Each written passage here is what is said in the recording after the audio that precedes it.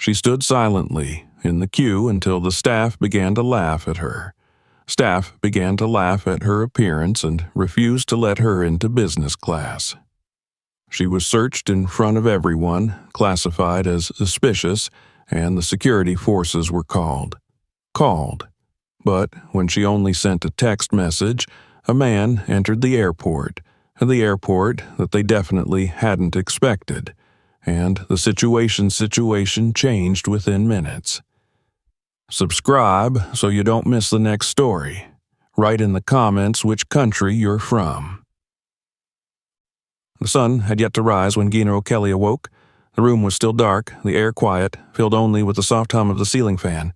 She didn't need an alarm clock. Her body, trained over years of early mornings and punctual commitments, knew the time. She sat up slowly, careful not to wake the dog still curled at the foot of the bed. Beside her, the other side of the mattress remained untouched. Chuck had flown out the night before for a speaking engagement in Denver. They had shared a quiet dinner before his departure, and he had kissed her forehead with a warm, familiar weight. He had offered to rearrange his schedule and accompany her. She had declined, smiling gently. "It's only a flight," she had said.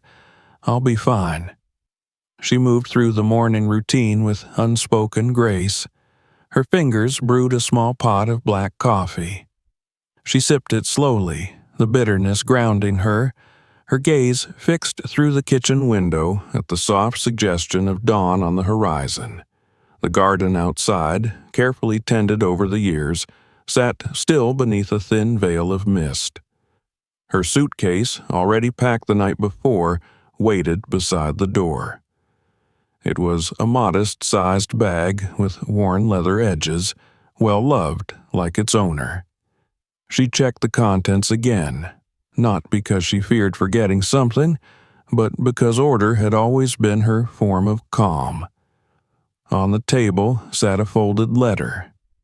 It was from her friend Eleanor, the woman she was flying to see. Handwritten, in the familiar looped cursive Gina had always admired. The last line echoed in her mind. "I just want to see you one more time, if the good Lord allows." The words had clung to her since she'd read them. Eleanor was in a hospice center just outside Zurich, and while the doctors refused to say how long she had, Gina had been through enough to know what it meant when they spoke in metaphors. This wasn't a leisurely trip. It was a promise. A farewell. She dressed in silence, choosing comfort over appearance. A pair of dark jeans, a soft cashmere sweater, and a long navy trench coat. Her hair she tied into a loose bun at the nape of her neck. Minimal makeup, a small crossbody purse, and a printed scarf folded carefully into her bag.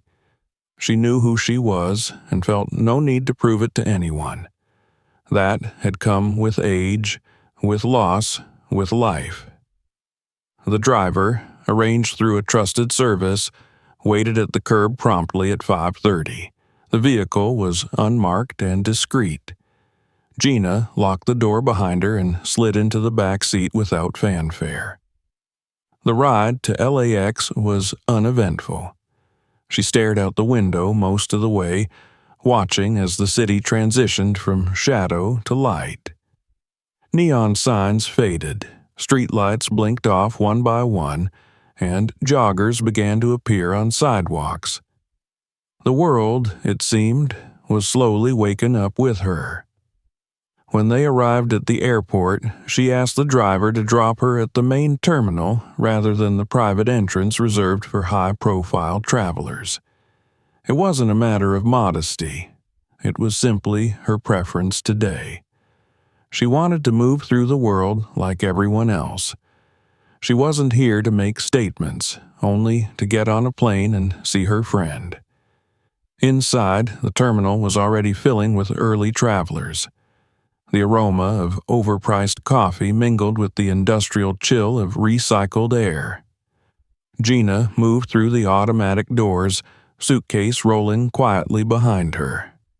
The signage was clear, international departures to the left. She walked with purpose, though without rush. Her gate wasn't boarding for another hour, and she had already checked in online. When she approached the business class counter of the airline, she paused briefly and glanced around. There were 3 attendants, 2 women and a young man, all dressed in identical navy blue uniforms. Only one was actively assisting a passenger. Gina stepped into the open lane, resting her hand lightly on the counter. The young woman behind the desk didn't look up at first. She was typing with the kind of boredom only early morning shifts could bring. When she finally raised her head, her eyes flicked across Gina's face, then traveled down to her coat, her jeans, the modest suitcase. Her lips pursed ever so slightly. "Yes?" the woman asked, already shifting her attention back to the screen. Gina offered a pleasant smile. "Good morning. I'm checking in for the Zurich flight, business class." The woman blinked. "This is the business class line." "Yes," Gina said calmly. "That's why I'm here." There was a pause. The woman's fingers resumed their tapping. "Can I see your ID?" Gina handed over her passport and the printed confirmation of her booking. The woman glanced at it, her brows drawn together. She murmured. "Are you sure this is business class?" Gina tilted her head slightly. "Yes, it was booked through my husband's office. Should be under O'Kelly." The attendant clicked a few more keys, her expression unmoved. "Well, the system is acting up," she said after a moment. "You might want to go check with the economy counter. This lane is for priority customers." "I understand," Gina said evenly, "but my ticket is confirmed for business class. If the system is down, perhaps you can verify it manually." The woman exhaled through her nose. "Just a moment." She turned her head and called over another attendant, a young man with a headset slung lazily around his neck. He walked over, looked at the screen, then at Gina. "She says she's in business class," the woman said, her tone laced with disbelief. The young man looked at Gina again, his lips twitching. "You know what? I'll check it in the back," he said, though his expression suggested otherwise. Gina stood patiently, watching the quiet exchange. She could feel it, the subtle shift in atmosphere, the way they assessed her not based on her credentials, but on their assumptions. She had encountered it before, of course, in a dozen forms, but there was something sharper about this, something more deliberate. She glanced at the time. 6:12, still nearly an hour before departure. There was no reason for alarm. When the young man returned, he didn't meet her eyes. "Yeah, looks like your seat's been reassigned." "Reassigned to what?" she asked. He shrugged. "It happens. You'll need to talk to someone at gate services. But I checked in last night. I have the confirmation here." She held out her phone again. "We don't control seat assignments here," he said, avoiding her hand. "Maybe try again at a different desk." Before she could reply, the woman added, "It's probably a system error, or maybe the upgrade didn't go through. Happens with reward bookings." "It wasn't a reward booking," Gina said quietly. "It was paid in full." The woman's smile tightened. "Of course. Just head down the hall, ma'am." Gina stood there for another moment, holding the same calm she'd carried through a lifetime of being underestimated. But even as she walked toward the gate desk, a sense of unease stirred beneath her ribs. She had a strange feeling, an instinct she couldn't shake, that this wasn't just an error. It was something else, something quieter and more dangerous. By the time she reached the gate, the air around her had shifted. The boarding screen still showed the flight as on time, but the attendant here looked up at her with the same bland detachment. "Your name?" she asked. "O'Kelly, Gina." The woman scanned the list, her brow furrowed. "You've been flagged," she said flatly. "Flagged for what?" "Random review. You'll need to step aside while we process. I'm a 62-year-old woman traveling alone, on a business class ticket. What exactly am I being reviewed for?" "It's random." "No," Gina said, the calm in her voice now edged with steel. "It's not." And that was when the security team was called. It was not even 6:30, and the morning had only just begun. For a moment, Gina simply stood still, absorbing the bluntness of the gate agent's words. Flagged.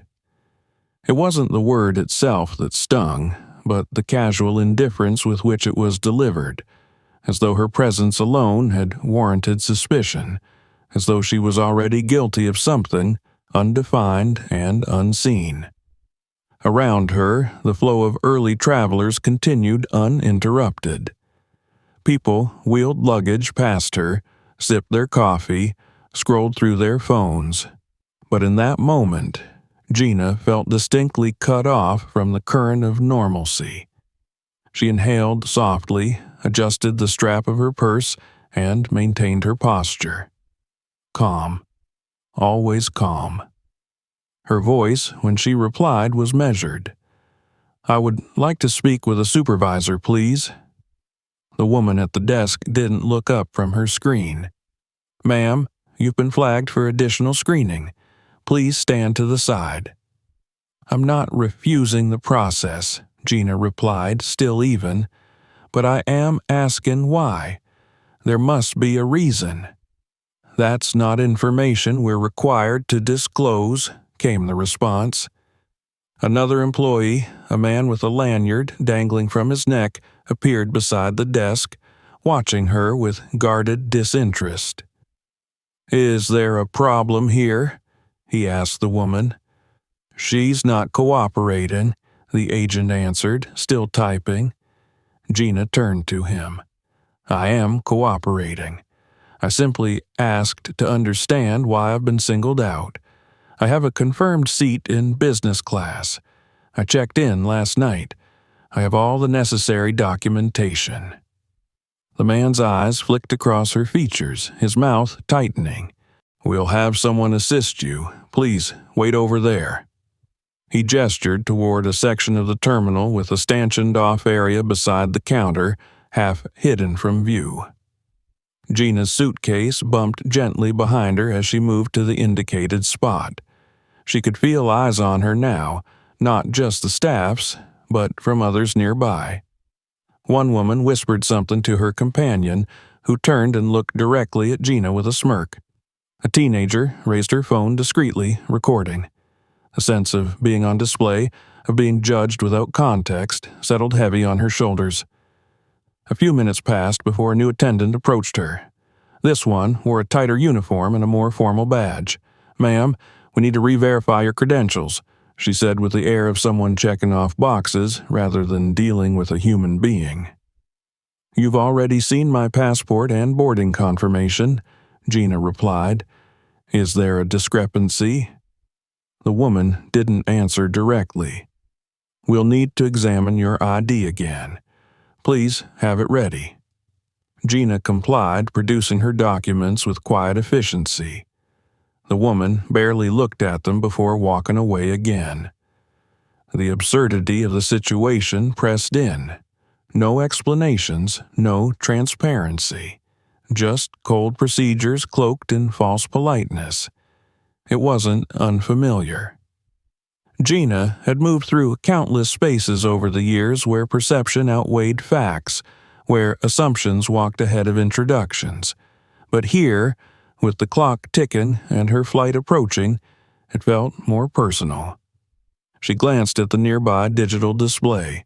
6:43. Boarding would begin soon.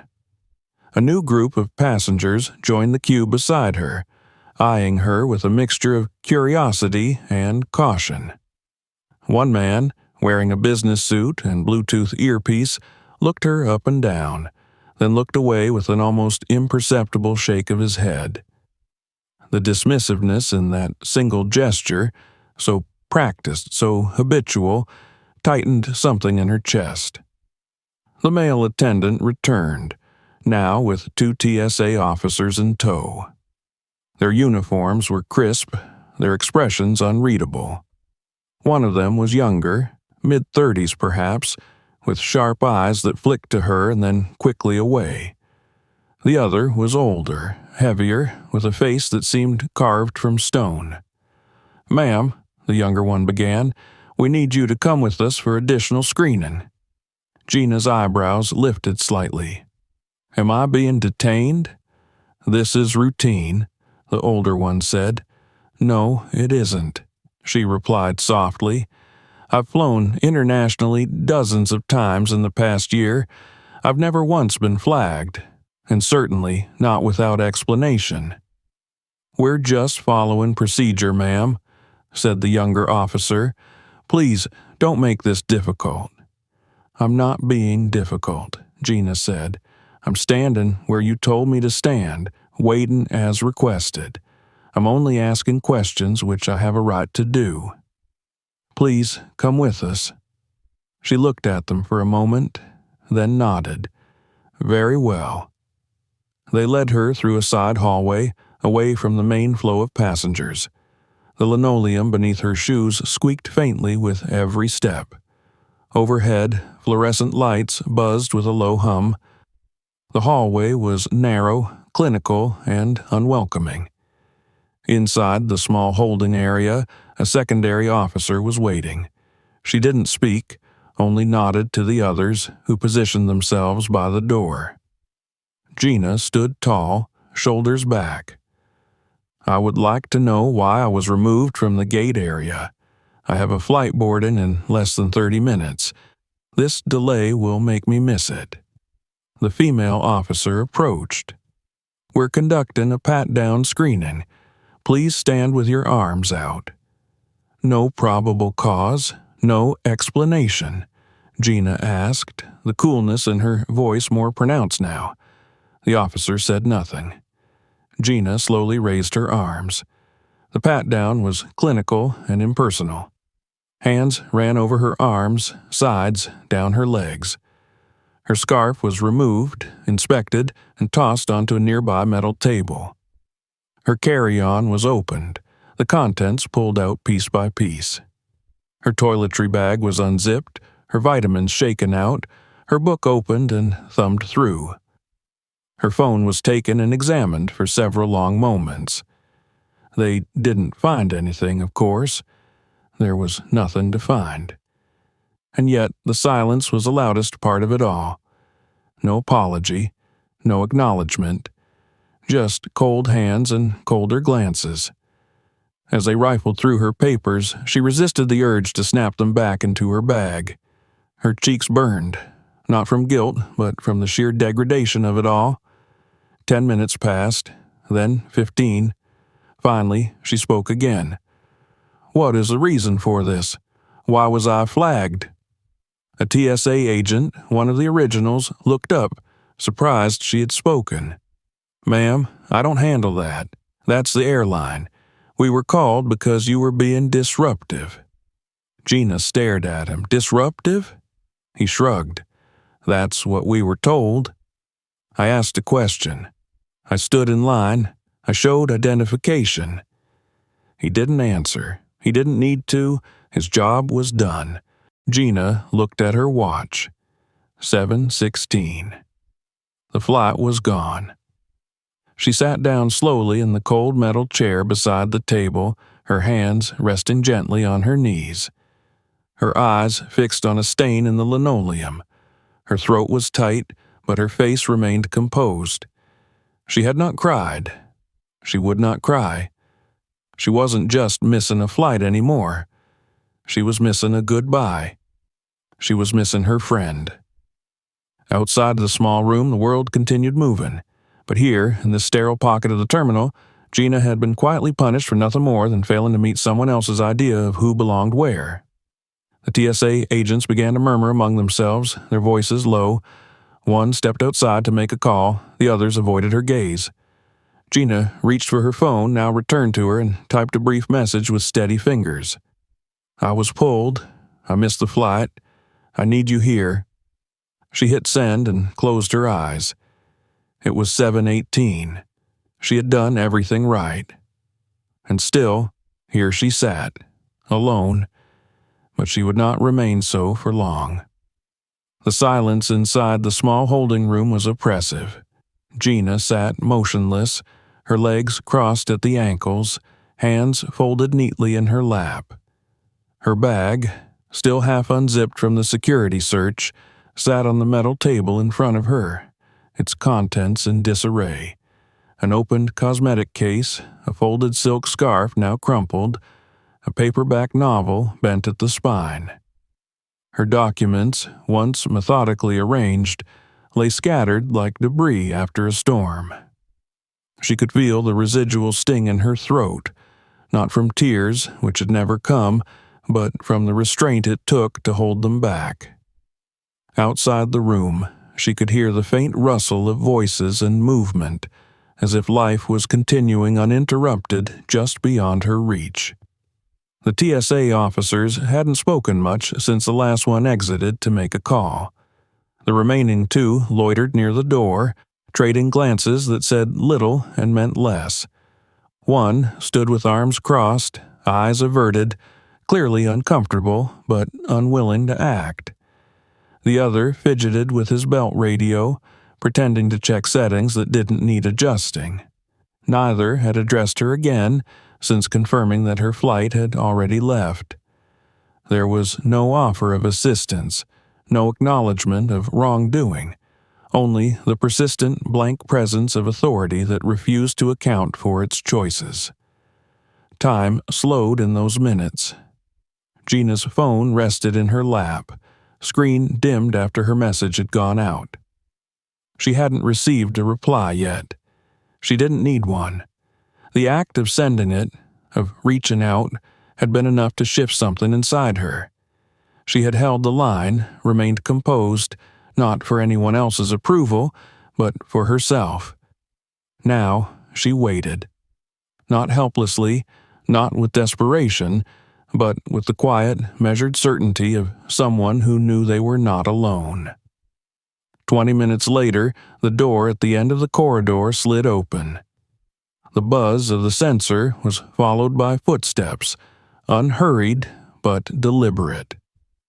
The TSA officers straightened instinctively, one adjusting his stance, the other stepping slightly away from the wall.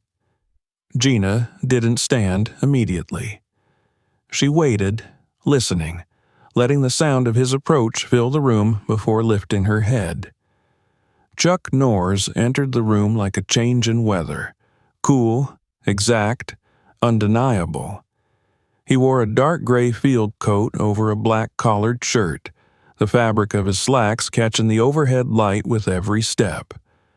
A deep burgundy scarf, the one Gina had given him last Christmas, hung loosely around his neck. His hair, touched with silver at the temples, was neatly combed back, and his eyes, steel blue, unwavering, scanned the room with sharp clarity. For a heartbeat, no one moved. Chuck's gaze locked first on Gina. His expression softened only slightly, enough for her to know he'd seen her, had read the exhaustion in her eyes, the weariness in her posture. He crossed the space to her without hesitation. She stood then, meeting him halfway. No words were exchanged. None were needed. He turned to the closest TSA officer. His voice was calm, firm, and carried the weight of decades spent commanding respect without demanding it. "Who's in charge here?" The officer blinked. "Sir, may I ask who you—" "Franklin Charles Norris, retired federal judge, Ninth Circuit." The words landed with the precision of a gavel. "Now, I'll ask again. Who's in charge?" The second officer hesitated, then fumbled with his radio.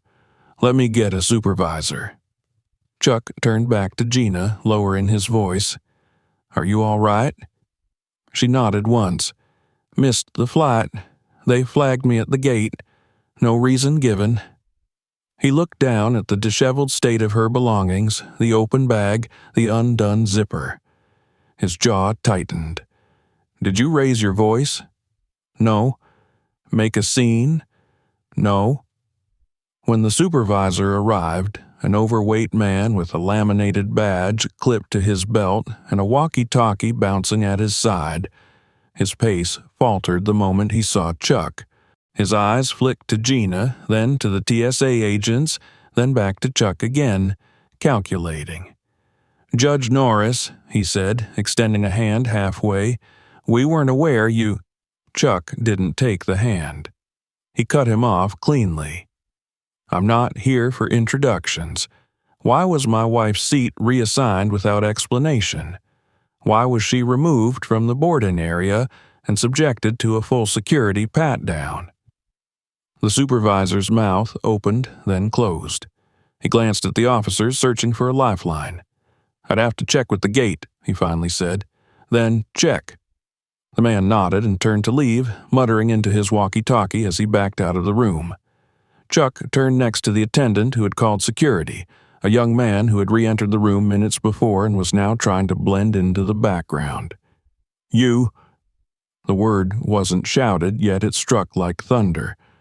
"What was your reason for calling security?" The attendant stammered. She wouldn't step aside. She kept asking about her seat." "Did she shout?" "No, sir." "Did she threaten anyone?" "No." Chuck stepped forward slightly, enough to make the gap between them feel uncomfortably small. "Then you do understand that what you did qualifies as targeted escalation, that calling security on someone who asked a question, especially a woman traveling alone, especially a woman of her age, is not just poor judgment, it's potentially a civil violation." "I didn't know who she was," the attendant muttered. Chuck didn't blink. "It shouldn't matter." Behind him, the door opened again, and a new face appeared, a woman in a dark blazer with the airline's crest on her lapel. She looked between Chuck and Gina, clearly briefed on what was unfolding, and forced a smile that didn't reach her eyes. "We'd like to offer you rebooking," she began. "First class on the next available." "She doesn't need a better seat," Chuck interrupted. "She needed basic dignity 30 minutes ago. She needed someone to see her as a person." Gina stepped forward then. Her voice was soft but unmistakably firm. "He's not trying to get me a seat.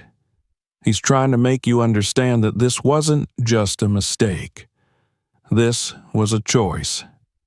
A decision to assume the worst of someone because they didn't match your image of who belonged in business class." The attendant lowered his head. From the hallway, more people began to gather. Passengers who had witnessed the initial confrontation, employees who sensed something big was happening. A woman with a phone in hand began recording again. Another employee whispered something to a colleague who turned on their heel and disappeared down the corridor. The air in the room grew thick, charged with the kind of tension that couldn't be cut, only endured. Chuck looked back at the supervisor, now returned and standing awkwardly near the door. "I want the name of the person who authorized the security call," Chuck said. "The one who decided my wife was a threat because she dared to ask a question." "That's a personnel matter," the supervisor replied, shifting his weight from foot to foot. Chuck's voice dropped. "So is discrimination." The silence that followed was absolute. Even the TSA officers said nothing. Gina didn't speak again. She stood beside her husband, hands loosely clasped in front of her, watching how it all unfolded. She had said what she needed to say. Now she was listening, not to be swayed or soothed, but to witness, to remember. "You detained a sitting federal judge's spouse," Chuck continued. "You ignored valid documentation. You escalated a situation that was never a threat. all because someone decided she didn't look the part. The supervisor swallowed. "We'll speak with our regional leadership." "You'll do more than that," Chuck said. "You'll begin a formal review. You'll document everything that happened, and you'll issue a public apology, not just to her, but to everyone like her who was treated this way and didn't have someone to walk through those doors for them." No one argued. No one spoke. At that moment, the buzz of a departing flight echoed from the nearby gates. But here, in this corner of the airport, time had stopped, and the reckoning had begun. The terminal no longer buzzed with the usual pre-boarding chatter. In the immediate vicinity of the security checkpoint and the surrounding gates, there was a peculiar hush, a silence punctuated only by the low crackle of radios and the soft hum of air conditioning vents overhead. It wasn't the kind of quiet born of calm, but of tension, of people holding their breath in the presence of something that had tipped the balance of a normal day. And at the center of it all stood Gina, her dignity intact, her composure unshaken, despite the humiliation she had endured in plain view. When Chuck had arrived only minutes earlier, the shift in energy had been immediate. He hadn't come storming through the doors like some action hero on a mission to rescue the damsel in distress. No, his entrance had been deliberate and controlled, every step measured, every glance calculated. There was power in the silence he carried with him, in the way people instinctively parted as he passed. It wasn't just his name, though anyone with a television or pulse knew it. It was the way he wore his presence like armor, calm, unshakable, immovable. Now, as he stood before a growing collection of TSA officers, airline supervisors, and red-faced attendants, that presence expanded. He wasn't speaking in catchphrases or issuing threats. He didn't need to. Chuck Norris didn't trade in bravado. He dealt in consequence, and those who had underestimated the woman sitting quietly in that cold metal chair, now standing beside him, were just beginning to understand the gravity of their error. The supervisor, whose badge read Henderson, was sweating visibly, though the temperature in the terminal hadn't changed. He had just returned from a whispered conversation with someone on the other end of his walkie-talkie, and the news, whatever it had been, had not bolstered his confidence. Chuck's questions hung in the air like suspended weights, questions that demanded more than procedural deflection. Questions about names, about decisions, about accountability. And now there were eyes everywhere. Passengers leaning subtly in the distance, employees frozen mid-task, phones raised discreetly at waist level, capturing snippets of this unfolding reckoning. Chuck didn't look at the cameras. He didn't need to acknowledge them. His focus remained on Henderson, whose throat bobbed as he tried to maintain composure. "I asked you for the name of the person who initiated the security escalation," Chuck repeated, his voice low but sharp enough to cut glass. "The individual who made the call that my wife was a threat for inquiring about her seat assignment. That information is protected under internal policy," Henderson said again, this time with noticeably less conviction. Chuck didn't move closer, didn't raise his voice. He didn't have to. The space between them already pulsed with a quiet tension. What's protected is the safety and dignity of every passenger who moves through this airport. Your internal policy does not supersede civil protections or human decency. Beside him, Gina remained still, her expression composed, though her eyes remained locked on the young male attendant who had dismissed her earlier. He was now visibly distressed, shifting his weight from one foot to the other, lips pressed together in a tight line. His smirk was gone, replaced by the pale realization that this was no longer an inconvenient interaction with a difficult customer. This was exposure. public, irreversible exposure. The female agent from earlier, now clearly identified as one of the airline's guest services coordinators, stepped forward with a new tactic. "Mr. Norris, we deeply regret how your wife was treated," she began, her voice carefully pitched. "We are actively reviewing the incident and will take immediate steps to ensure it doesn't happen again." Chuck turned his gaze on her. "What were the steps taken before she missed her flight? Before you laid hands on her? Before you upended her belongings, ignored her credentials, and publicly humiliated her?" The woman faltered. "We were following protocols. There was a concern." "Concern based on what?" he asked evenly. "Her tone, her clothing, her skin?" A hush fell again. The words weren't shouted, but they hit their mark with precise force. The implication wasn't accidental. Chuck knew how these games were played. So did Gina. And the people watching now, the ones with cameras and stunned expressions, knew it too. Even those who had initially ignored the commotion, even those who had laughed, began to understand that something much larger was unraveling before them. The assistant manager, a younger woman named Carla, approached with a clipboard and a look of barely contained panic. She tried to address Chuck, but he held up a hand to silence her. "This isn't about public relations," he said. "This isn't about saving face with an upgrade or an apology after the fact. This is about a cultural rot within your system that empowers employees to weaponize discretion against those they deem unworthy of courtesy. And today, you targeted my wife." He gestured slightly toward Gina. "You don't know her. You didn't ask her anything. You saw a woman traveling alone, modestly dressed, and you made decisions rooted not in policy, but in prejudice."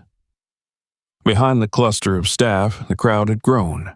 Not just travelers, but off-duty employees, maintenance workers, a few airline reps from other desks who had wandered over.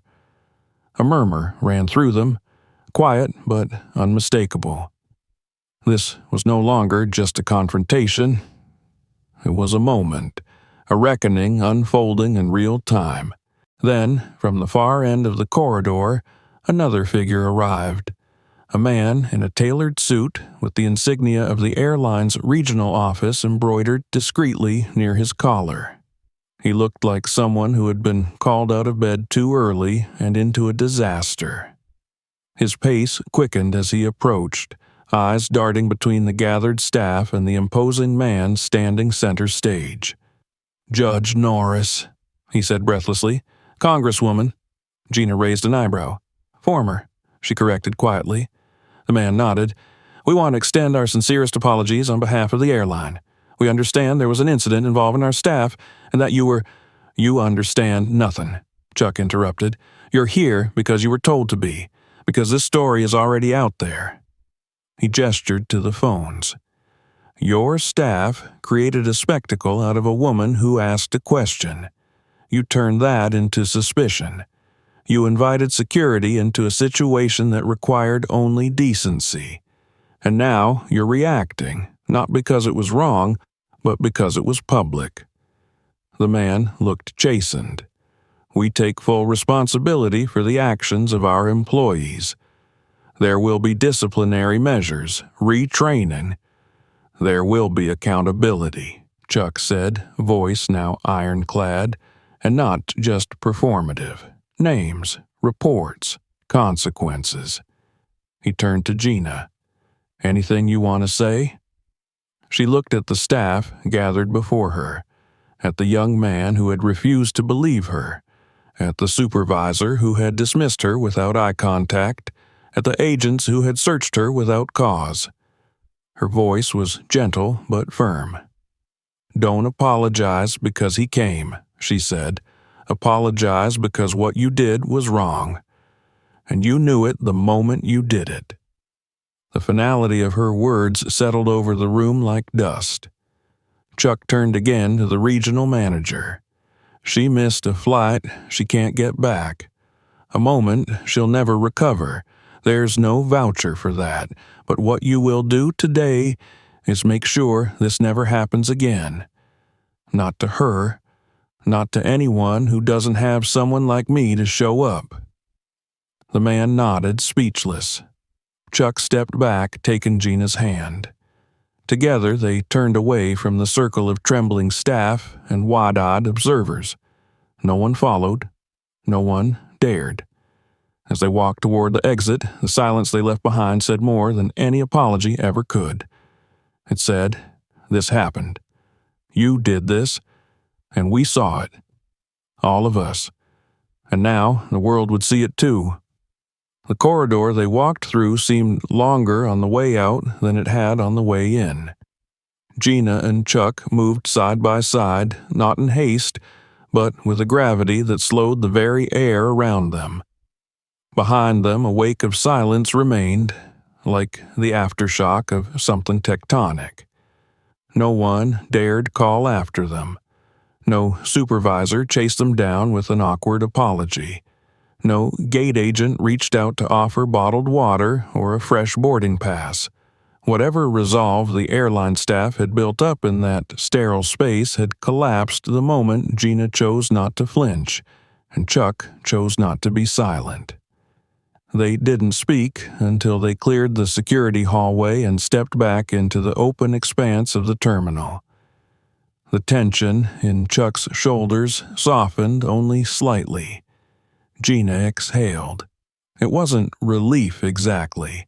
It was something closer to reclaiming breath she hadn't realized she'd been holding for the last hour. Passengers parted around them like a tide, many of them whispering or nodding in recognition. Some paused and lifted phones discreetly. There were no shouts, no paparazzi, just an electric hum in the background that came not from celebrity, but from consequence. The story had spread, as Chuck knew it would. The phones that had recorded her humiliation had also recorded her restraint.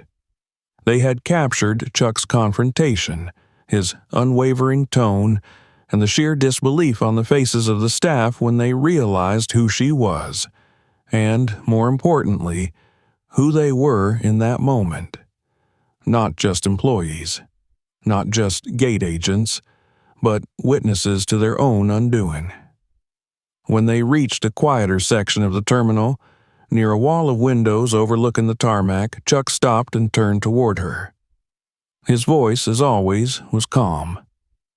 "Do you want to go back to the car?" Gina didn't answer immediately. She stared through the glass of the runway at a plane taxiing slowly toward the hangar and let the question settle. Then she shook her head. Not yet. Chuck nodded. He understood. She needed air, not oxygen, but space. Space to sift through the weight of everything she had just endured without immediately folding it back into the business of moving on. Space to allow the ache behind her eyes to dull before she blinked again. The airline's regional manager had not followed. Nor had Henderson, or the young attendant who had now, Chuck was certain, gone into hiding somewhere in a break room or a bathroom stall, clutching the full enormity of what he had done. Not just the disrespect, not just the escalation, but the knowledge that the woman he had rolled his eyes at, dismissed, humiliated, wasn't just anybody. She had power. Not loud power, not the kind that storms into rooms demanding things, but power rooted in self-worth, in a life lived with integrity. The kind that, when backed by a husband like Chuck Norris, could stop an entire airport in its tracks. Chuck leaned against the nearby railing, his arms folded, watching the automatic doors to the terminal. His posture was casual, but his eyes were not. They were trained, as if still expecting someone to run out after them, begging for another chance to make things right. But no one came, because no one knew how to fix what had already been broken in front of an audience. Gina took out her phone. The screen lit up with notifications, missed calls, text messages, social media alerts. She ignored them all, until one name caught her attention. It was her niece, Liana, who had simply written, "I saw the video. Proud doesn't begin to cover it." She set the phone down and looked at Chuck. "They didn't expect you to show up," she said, her voice low. He glanced at her. "They didn't expect anyone to care." Gina nodded. Her mouth twitched, not quite into a smile. "They thought I was alone." For a long moment, they stood in silence again, watching planes lift and land through the long windows. Somewhere deeper in the terminal, an intercom called boarding for another flight, another gate, another story. But theirs had already taken off, without a plane. And it was circling fast. Back inside the secured area, the mood had changed. The employees who remained wore expressions of unease. There was a tremor under their polished professionalism. Some spoke in hushed voices behind counters. Others retreated to the break room, where the air was thick with the weight of what had just unfolded. In the far corner of the employee area, the young gate agent, Cullen, sat hunched in a plastic chair, hands clasped between his knees. His name tag was still clipped to his shirt, though it now felt absurdly inadequate, like a child's costume at a trial. The supervisor, who had tried and failed to control the situation, leaned against the door frame, arms folded. His tone, when he finally spoke, was devoid of reprimand. "You could have just looked at her ticket," he said quietly. Cullen didn't answer. The supervisor stepped into the room, closing the door gently behind him. "She asked one question," he continued. "She wasn't rude. She didn't yell. She didn't threaten. She asked why her seat had changed, and you treated her like she was trying to scam the system." "I didn't know who she was," Cullen mumbled. "That's the problem," the supervisor replied. "You thought that mattered." Cullen finally looked up. His face had lost its cocky confidence. In its place was the pale, shaky realization that this wasn't going to be forgotten. "They're already calling corporate," the supervisor added. "Legal's involved. Comms is drafting a statement. You just put us on the front page." "I thought she was being difficult," Cullen said weakly. She insisted on being treated like a person." Outside, the ripple had already become a wave. News outlets were picking up the story. The footage was spreading. Gina standing silently while being escorted by TSA, her ID held out in one hand, her dignity held in the other. Chuck confronting staff. Passengers muttering in the background, "Wait, is that Chuck Norris?" Followed by gasps of realization. On social media, commentary was swift and sharp. A woman asks why her seat changed and ends up being patted down. "What year is this?" She showed her credentials and they ignored her. Then Chuck Norris showed up and suddenly everyone had eyes. This happens every day to people without famous spouses.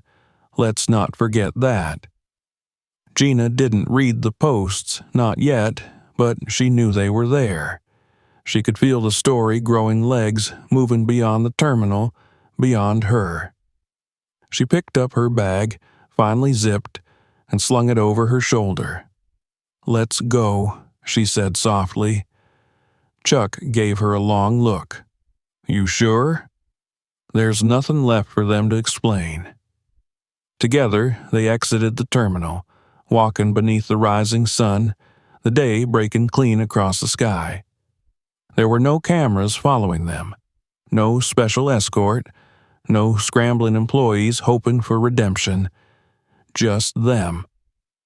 Two people who had lived long enough to know what power did and did not look like, and behind them, an airport that would not soon forget the lesson they had just been taught. But the most powerful part wasn't what Chuck said, or how Gina stood. It wasn't even the attention it gathered. It was the reckoning left in their silence. The reminder that sometimes when the system leans on its assumptions, it crashes under its own weight. And sometimes the people it tries to dismiss, to diminish, to forget, are the very ones who remind it how little it truly understands. Inside, someone finally called Gina's name over the intercom. But by then she had already left, and the world was listening. The late morning sun painted long golden streaks across the glass canopy of the terminal as Gina and Chuck stepped out into the world beyond the automatic doors. The hum of traffic met them first, the idle growl of engines, the sharp hiss of buses pulling in and away from the curb, the metallic clatter of rolling luggage across uneven pavement. But beneath the noise, there was a shift in the air, a new weight that didn't belong to the usual rhythm of departure and arrival. It was a weight of attention, of awareness, and, somewhere deeper, of unease. Chuck stood beside the car, holding the door open for Gina, who paused for just a moment before getting in. She glanced back, not to the building they had just left, not to the people still watching from behind tinted glass, but to the space itself, the scene of it all. There had been no apology worth naming, no effort sincere enough to undo the humiliation. And yet, she didn't linger in bitterness. The time for waiting had passed. Now it was time to let the dust settle behind her and to carry what mattered forward. Inside the vehicle, the air was cool, the scent of leather calming in contrast to the sterile tang of the terminal. Gina exhaled slowly, her fingers loosening their hold on the strap of her bag. Chuck slid into the seat beside her, giving her a moment before speaking. "They'll feel this," he said quietly. She turned her head. "They already are." And indeed they were. Back inside the terminal, chaos had finally begun to bubble beneath the surface of protocol. In a corner office tucked away from the public eye, a damage control meeting was in full motion. The airline's regional communications officer had arrived just minutes after Gina and Chuck had left, her face flushed from hurried travel and a constant stream of phone alerts. She hadn't even sat down before she started barking into her headset, coordinating statements, requests, and apologies that no longer had the power to reverse the damage. "It's not just trending," she said to the assembled staff. "It's viral. We're on 5 national outlets already. Local news picked it up within the hour. By this afternoon, it'll hit international circuits." "Have we released a statement?" someone asked. "We issued a placeholder," she replied. "Generic regret, standard language, but it's not enough." "What are they saying?" She turned her screen to show them. Comment sections, hashtags, video stills. Gina's face, composed and dignified, mid-frame as 2 TSA agents flanked her. Chuck's silhouette in the corridor, his finger pointed not in accusation, but in truth. One caption read, "She didn't raise her voice. She didn't need to. The world heard her anyway." Beneath the post, a flood of voices, nurses, teachers, veterans, grandmothers, business travelers, all recounting their own stories of being dismissed, degraded, doubted. Many of them didn't know who Gina was. That didn't matter. They saw her as someone they recognized, someone who had worn their shoes, swallowed their anger, and been expected to say thank you for the insult. In another part of the airport, Cullen, the young gate agent, was no longer in uniform. He sat alone in the locker area, staring at his hands. His phone vibrated on the bench beside him. Another message, another mention, another video where his face, his smirk, his shrug was now a symbol of the worst kind of customer service. He didn't open it. He didn't need to. The voice of his supervisor echoed in his head from earlier that morning. You thought that mattered. He had, that was the truth of it. He'd seen an older woman traveling alone, dressed plainly, and assumed she was trying to cheat the system. He'd watched her speak with quiet confidence and mistook it for entitlement. And when she had asked a simple question, he had chosen not to answer. He had chosen escalation, because it was easier to dismiss her than to respect her. Now there was no escape from that choice. Meanwhile, in a nearby media suite set up for press conferences, reporters were already gathering. The airline's executive spokesperson was expected to arrive within the hour. A carefully worded statement was being crafted, one that would acknowledge the deep regret of the company, the failure in communication, and the unfortunate experience of a valued customer. It would mention steps being taken, training being reinforced, policies being reviewed, but it would not mention Gina by name. It would not address the cultural blind spot that had allowed her to be treated the way she was. It would not name those responsible. It would not speak of what it meant to humiliate someone who had done nothing wrong. Because the company's lawyers had already advised, say too much, and you open the door to liability. Outside the corporate spin cycle, the truth traveled faster. Gina's name began trending on multiple platforms, not just as a victim of discrimination, but as a symbol of poise under pressure. A clip of her final words to the airline supervisor, "Apologize because it was wrong, not because he came," was being quoted on morning shows, printed on graphics, turned into slogans. Inside a quiet cafe near the airport entrance, a mother and her teenage daughter sat watching the footage. The girl, no older than 15, asked, "Why did they treat her like that?" The mother didn't answer right away. She watched the screen a little longer, then finally said, "Because they thought they could." But not anymore. Gina and Chuck, now back in their car, were headed home. The weight of the day settled into their bones as exhaustion overtook adrenaline. Gina sat with her hands in her lap, watching the city drift past the window. A part of her still ached, not just for the missed flight, not just for Eleanor waiting in Zurich, but for the deep sadness of knowing how common this experience was for people who couldn't summon justice with a text. She didn't regret speaking out, but she regretted the necessity of it. Chuck reached over and gently took her hand. "You did everything right," he said. "I know," she answered. Neither of them said much more for the rest of the ride. Words weren't needed. Not yet. Not with the story still unfolding beyond their control. That afternoon, Gina sat in their living room with the curtains half drawn, the light slanting through like quiet ribbons. Her phone buzzed again and again. Journalists, former colleagues, strangers from every corner of the country. One message from a woman in Arizona simply read, "I didn't have a title, so they talked to me like I was nothing. Thank you for not letting them do that to you." Another came from a father in Oakland.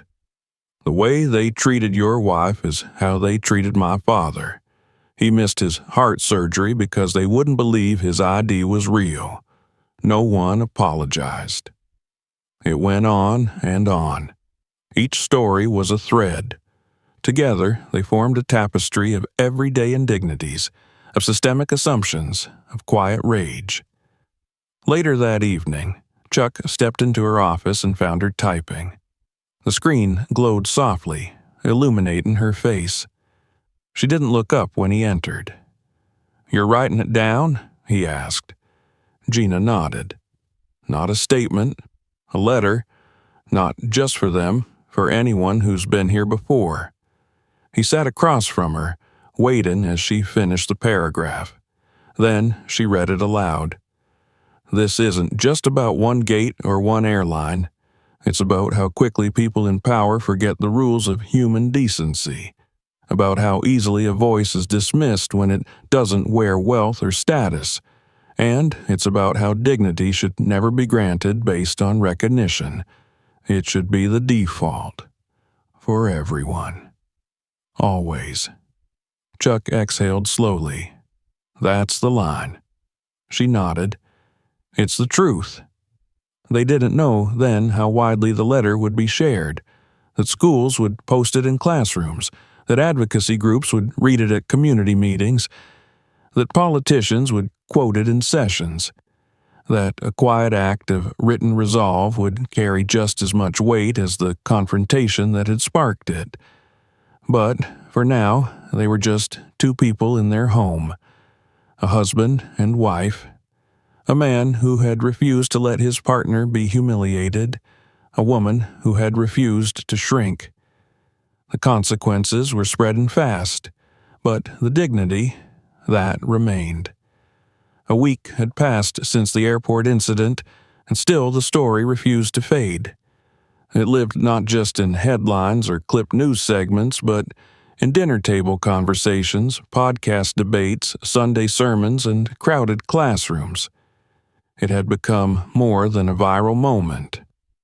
It had become a mirror, one that people were forced to look into, whether they liked their reflection or not. For Gina, the days following that morning at the airport had unfolded in waves. Some moments were calm and clear. Others hit like surf against rock, unpredictable, exhausting, and loud. Her inbox, once reserved for event invitations and garden club newsletters, was now flooded with messages from strangers around the world. Veterans who'd been pulled from security lines for having Arabic surnames.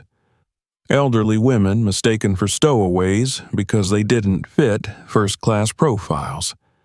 Mothers whose children were questioned while traveling alone, their words ignored until a man showed up to speak for them.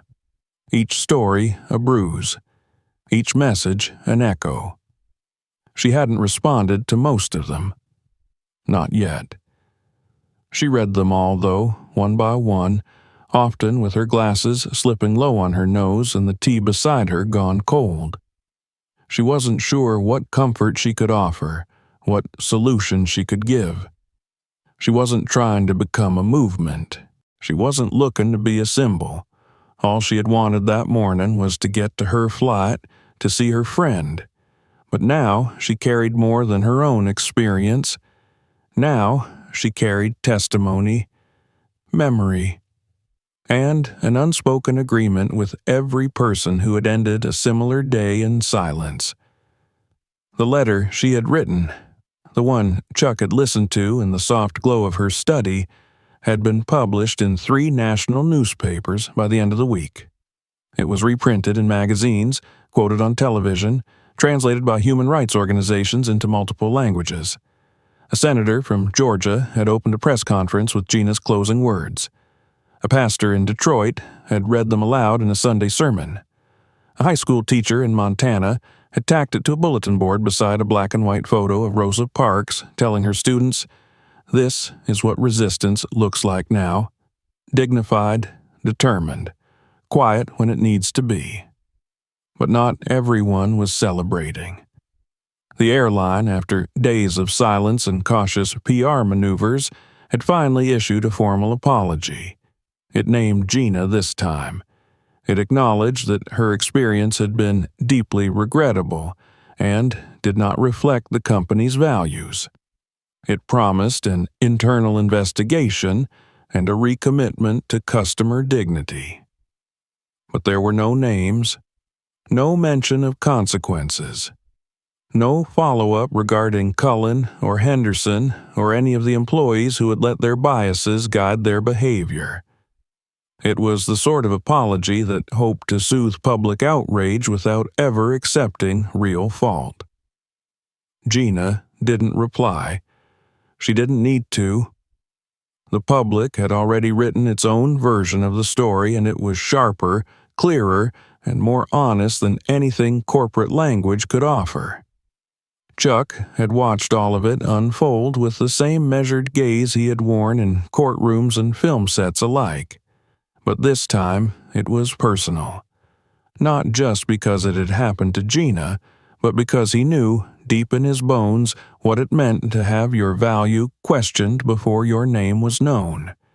His fame had protected him in ways Gina had never asked for. And yet, she had walked through that fire alone, without invoking his name, without demanding attention. And that, to him, had been the most powerful part of it all.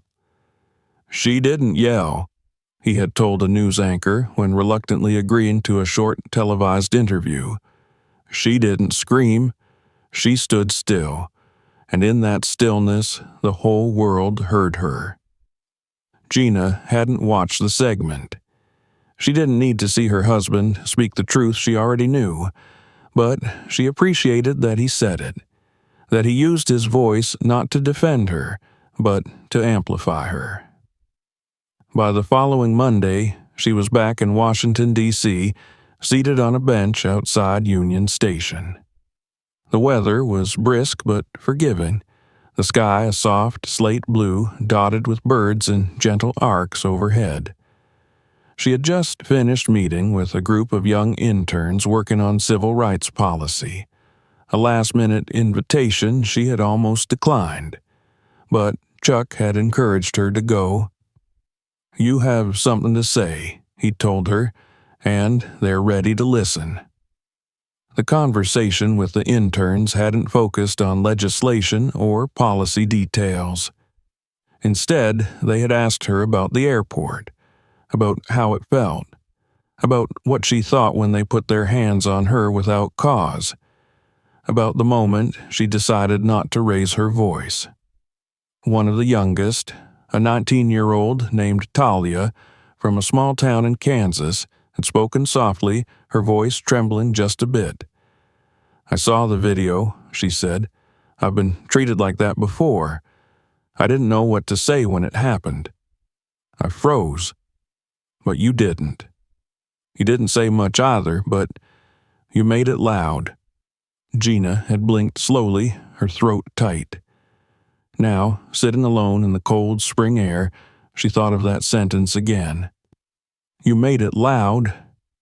She hadn't intended to, but perhaps that was the point. Not every battle needed to be waged with fists or fury.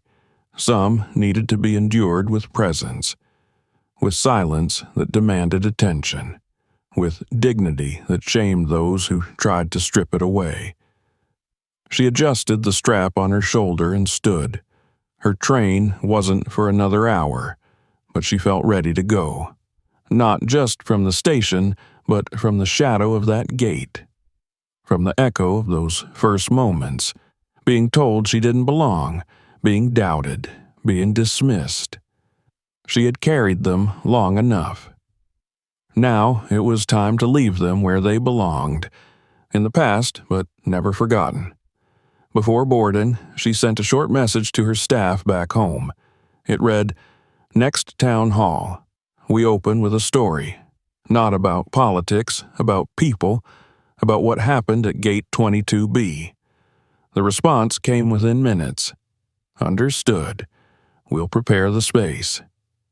Back at home, Chuck was tending to the garden. He kept his phone nearby but didn't check it obsessively. He knew she would call when she was ready. In the meantime, he trimmed the roses, humming under his breath, not a song, just a rhythm. A beat he had carried with him since that day in the terminal.